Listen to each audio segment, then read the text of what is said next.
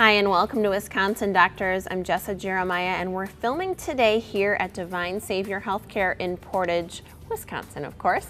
It's a great spot to be and we have a great topic for you. As kids go back to school, we are talking about a variety of topics that affect youth these days. We're talking about preventing illness. That'll be later in the show. We're even talking about vaccines and the importance of them. We're talking about nutrition and the importance of starting kids along a healthy path to nutrition early on in life.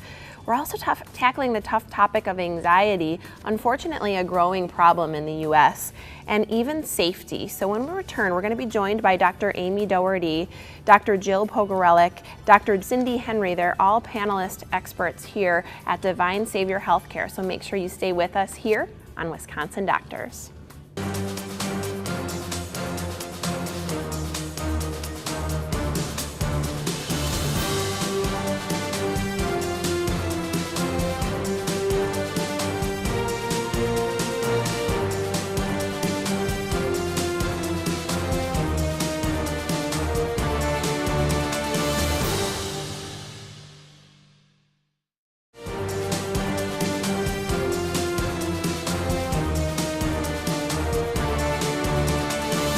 Hi and welcome back to Wisconsin Doctors. We're filming today at Divine Savior Healthcare. We're in Portage and so many parents getting their kids back to school. This is a big topic for how to keep our kids safe and healthy, and we're going to start today with safety. We've got Dr. Pogorelic on the end here, Dr. Doherty next to me, and Dr. Henry in the center. And I want to talk a little bit about some of these safety topics. So let's start with talking about stranger danger, especially in the younger kiddos, and how we can really help our kids identify what that is. So when we talk to kids about stranger danger, some things that we like to ask kids first and foremost is who do they think a stranger is, or what do they think a stranger is, so that we can make sure that they have that accurate picture in their mind. When we want to talk to them about maybe educating them on what strangers or who strangers are, it's usually people that not only are adults but older kids, and we like to let them know ways that they can remain in a safe situation even if there are strangers around. So a couple of things is that adults aren't normally going to ask you for help if there's other adults around especially. So we ask that when kids are posed with that kind of scenario, that they look for people that are helpers, people that are in uniform, have name tags, mom with kids, things like that. The other thing is if someone does approach a child and ask them to come with them or to go somewhere, even if it is someone you know, we encourage families to have a password, so that password is something that is exchanged only between the children and the family members. That would be the safe people to take them. Oh, great idea, great advice. And let's talk a little bit too about just physical agility, because as our kids get a little bit older, all of a sudden we're worrying about other kinds of safety issues, like if they're going to fall down and hurt themselves. So specifically, I know one of the challenges is getting a kid to wear a helmet when they're out riding their bike. Dr. Doherty, what are your thoughts on that? There's a several-pronged approach that I like to use, because one, you can tell your kid what to do, and then that can only go so far, and then you can also try to get all the other kids to do it too, which ends up, being a little bit better. And the third thing I'll talk about is modeling, doing the same thing that you want them to do. So as far as just telling them what to do, oftentimes to make it a bit more meaningful to them, if just like, don't do that, don't do that. If you can use a story that goes with it, the story that I often use is that I had someone in my own childhood who, rode their bike all the time and they wore their helmet, and one time they were riding down a hill and there was a car that suddenly came out of a parking lot that there was nothing they could do, they couldn't see it. Bike went into the car, they flipped over the car, the helmet got destroyed, but they ended up being totally okay with no problems because they were wearing the helmet. So then hearing stories like that, or maybe you've had your own story with a helmet or some type of protective gear, that can help out. And then two, as far as trying to get your kids to do things, if all the other kids are doing it, your kid's going to do it too. So if you can talk to other parents and try to create that community of like, hey, we're all trying to do this together, then that's going to help and make it a little bit easier for you to get your point across. And three, it's going to be so much easier for you to tell your kids, hey, I wear a helmet, you wear a helmet. I wear a seatbelt, you wear a seatbelt. Because then, if it's modeled for them, then it's like, oh, this is just what people do. This is normal. It's not something you have to try to make a big deal about. Mm-hmm. Then you don't have to say, do as I say, not as I do. Exactly. Yeah. Before we move on, let's talk a little bit about the whole birds and the bees conversation. This is one that I think some parents dread. So let's chat about this a little bit. Dr. Henry, what are your advice? Well, I think you can start young. So, once they're figuring out their body parts, when they come to the doctor, it's that it's important for them to know that their ears are just as important as the privates, understanding, privacy, and as they get older, getting them comfortable with, their own bodies, and that when they come to the doctor that they maybe feel comfortable enough that they can leave mom or dad in the waiting room, so that maybe you can have some conversation with them about that, so that then they can feel comfortable about asking their parents about additional questions in the future. Kind of try to emphasize to them that when they come to see us that we're their doctor, and so that issues that they have, that they can feel comfortable to bring that to us. Yeah, that's my favorite piece of advice that you've given, is making sure that child knows that the doctor's really there for their protection and safety and health, not for the parents. So I think that's a great one to touch on. Lots of great topics. We are going to tackle another tough one, which is coming up after the break. We're talking anxiety. So our panel of experts will be here as we return here on Wisconsin Doctors at Divine Savior Healthcare. Stay with us.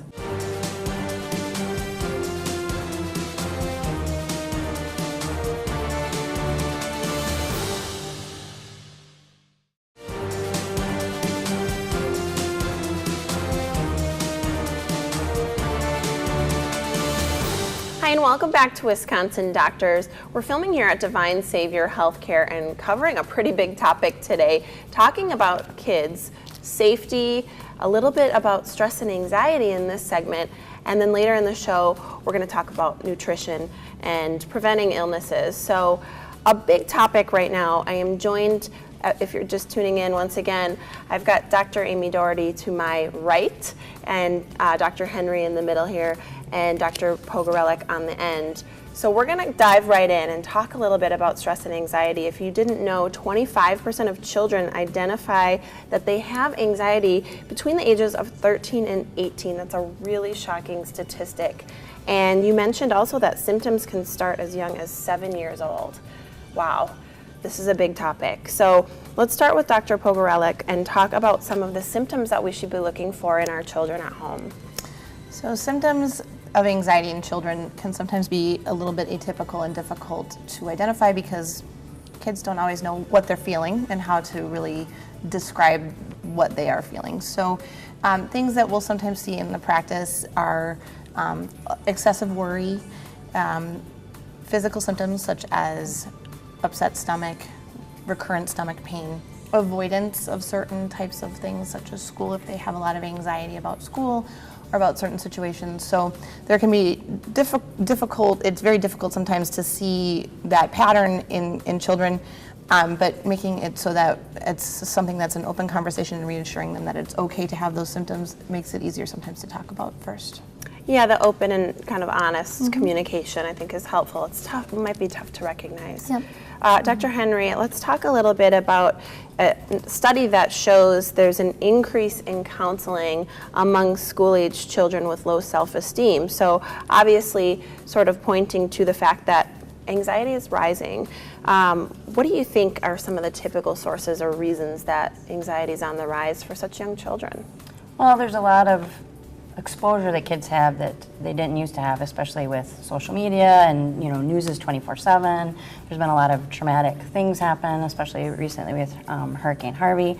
And so how kids deal with that, I mean, the stress that their parents are going through gets reflected often on the kids, and sometimes the children don't know how to express that either. And so helping them understand all these different triggers, and sometimes providing them with additional resources. And counseling is not always for everybody. I mean, counseling can be an outlet, but sometimes, that may not be the best avenue. So just the fact that a child has to go to another doctor's appointment or has to go for counseling sometimes increases the anxiety. And so there are resources online that parents can use to help kind of story or a script for kids, ways that they can deal with it. And, it's very important that parents validate that anxiety or stress that kids have. And if the parents are very stressed, sometimes it's important for them, not to put that on their kid, but to, make sure that, they acknowledge that and that the child is part of that process and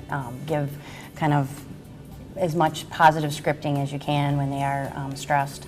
And so, sometimes in the office we'll talk about resources that they have available that they could use outside of, having to come to the office. Yeah, wow. Lots of stuff to think about these days as kids and parents. What do you think about prevention, Dr. Doherty? How do we prevent it from starting in the first place?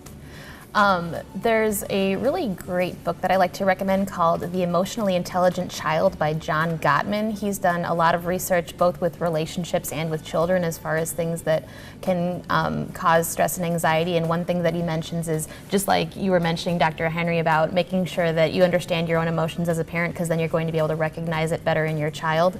And that's one of the, and exactly like just helping kids, like you were talking about, managing their own emotions and being like, you seem really upset. Is that anger? Is that sadness? Is that depression? Because that's something that kids have to learn, and honestly something that adults have to learn too. And so that's one way that adults and children can kind of help each other, is recognizing that that's important. As far as prevention, making sure that they have a stable environment is very important. Because making sure, hey, you know what, my parents are around and these people are around, and I'm not going to be having things just kind of fall out from under me all the time, because that will create anxiety that can kind of last for quite some time. So stability is important, and then also knowing that they have somewhere to go to talk about their feelings, and recognizing that understanding their feelings is important. Recognition, open communication, great recommendations. Well, thank you for tackling this tough topic in a short time. We're going to be back with more Wisconsin doctors talking nutrition here at Divine Savior Healthcare. Stay with us.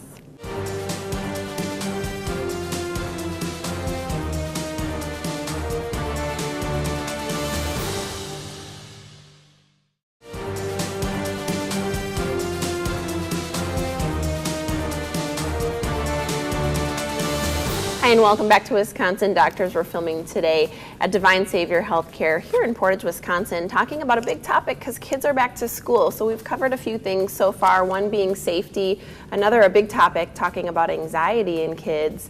And now we're going to talk about what can be a really tough topic for parents and a tough one to manage, which is nutrition. So I'm joined by Dr. Pogorelic on the end, Dr. Doherty here next to me, and Dr. Henry in the middle, and have already given some really great advice for parents at home. But let's pick this big one apart, nutrition.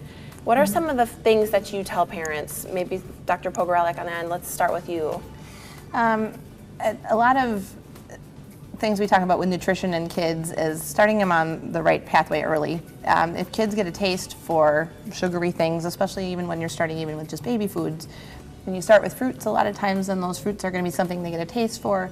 Then you start to introduce veggies and they're thinking, oh, these are really bitter and I don't think I like that. I'd rather have the fruit. So those are some ways you can start off early with the nutrition and trying to get them to have a well-balanced palate.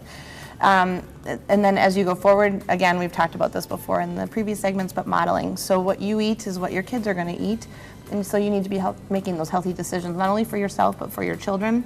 Fast food we try to avoid, and then trying to just introduce more of the basics, fruits, vegetables, meats, and protein, trying to avoid the sugary drinks and those empty calories. Yeah, absolutely. I love the modeling idea because then it kind of holds you accountable for your own intake too. So great tips. And Dr. Henry, some of the things that you like to tell parents. Well, a little bit of what she said is introducing it early, making sure you do a variety of the foods, try to take the emphasis as they get older away from a good versus a bad food, to just try a little bit of everything.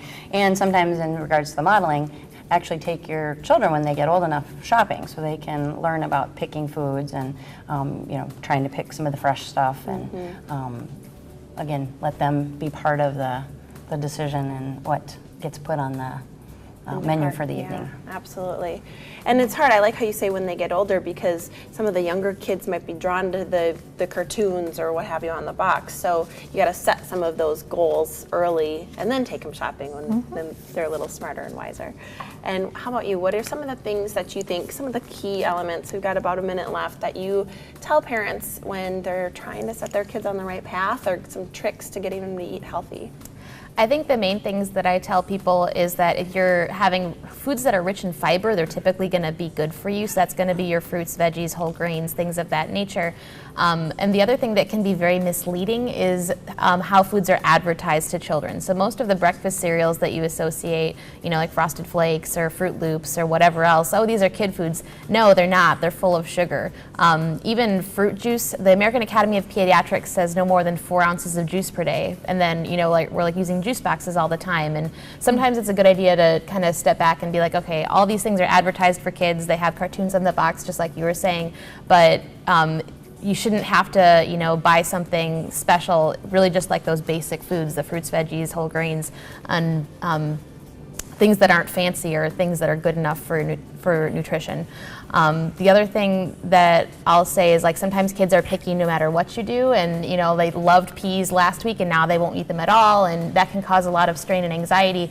I really like the website thesneakychef.com, and it's run by a woman who is having these problems, and so she's created a whole bunch of recipes that are basically hiding healthy food within kid meals. So then you can, even if they're like, oh, I want to have donuts, you can be like, okay, you can have these donuts that are sweetened with berries, or something like that. So then they can still be getting the nutrition even if you can't or don't want to fight that battle right away. When all else fails, sneak it in there. Yeah, exactly. I think that's great. Well, stick with us. We're going to talk about preventing illness in your kiddos. That'll be next here at Divine Savior Healthcare on Wisconsin Doctors.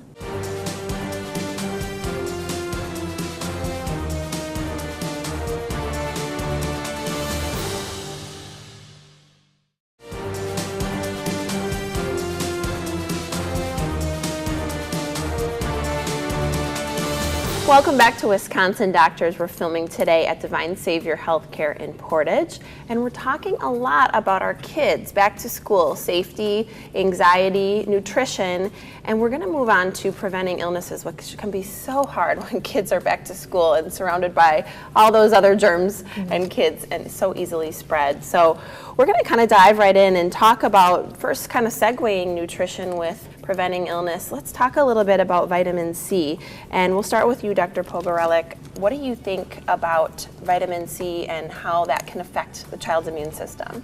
So there's been some studies a long time ago regarding vitamin C, and what we know about it is an antioxidant, and that it will try to help boost immunity in theory, but we really don't have a lot of hardcore evidence to support that otherwise. So when people ask me how much vitamin C should I take if I have a cold, or should I be taking vitamin C, I really think it comes back to just getting the good foods that you need to be getting first and foremost, and that will eventually boost your immunity enough that you won't get as sick when you do get a cold. You have to remember that supplements over the counter do not all have the same amount of ingredients, and they're not regulated, so we need to use those with caution. Yes, absolutely. And I want to move on as far as potentially supplements are concerned, or nutrition, and maybe you can give some advice about what's the best. But Dr. Doherty, what do you think about probiotics? There's a lot of sort of hype and different conversations surrounding this. Mm-hmm. It is kind of a hot topic lately, and there's really been about 10 to 15 years of research on it. Really, the last 5 years have been a big gold mine for research that's been done with it. What I tell people about how it deals with immunity is that your gut is actually more exposed to the outside world than your skin is, just because of all of the twists and turns that occur. Like, it's a common thing that people say that if you put your small intestine and stretch it out as large as it is, it would be as big as a football field, right? So then that's where a lot of the immunity actually occurs. So you have two different types of T helper cells, and I'll go into this very quickly, but T helper 1s want to kill everything, and T helper 2 are the regulatory T cells, and it's this interaction between the two that helps your immunity to fight the good things and to not fight the bad things, such as like autoimmune conditions. That's why probiotics are a good idea, is because they're all throughout your gut, and then they interact with your immune system to make sure that you're like top-notch immunity. So how do you get those good gut bacteria? Well, we can't forget about prebiotics. So again, the high fiber, low fat diet is where you're eating plenty of fruits and vegetables. That's going to attract the good bacteria before you even do anything else.